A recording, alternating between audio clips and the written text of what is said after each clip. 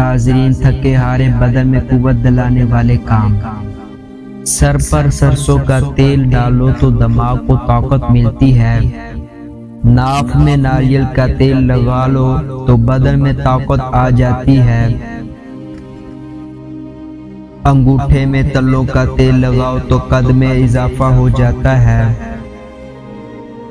گھٹنوں پر زیتون کا تیل لگاؤ تو گٹھنیاں کا مرض نہیں ہوتا۔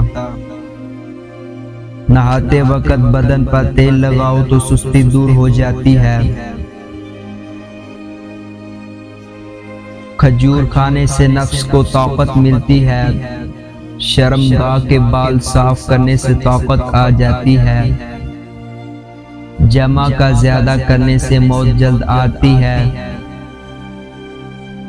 جمع کے فوراً بعد پیشاب کرنے سے صحت بنتی ہے۔ انار کھانے سے رنگ سرخ ہو جاتا ہے۔ خشک روٹی کھانے سے جوانی برقرار رہتی ہے۔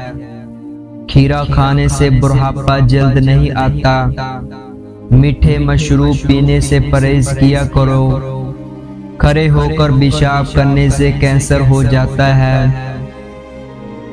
زیادہ بحث مباحثے سے عقل میں کمی آ جاتی ہے۔ زیادہ دیر تک جاگنے سے دماغ کمزور ہو جاتا ہے۔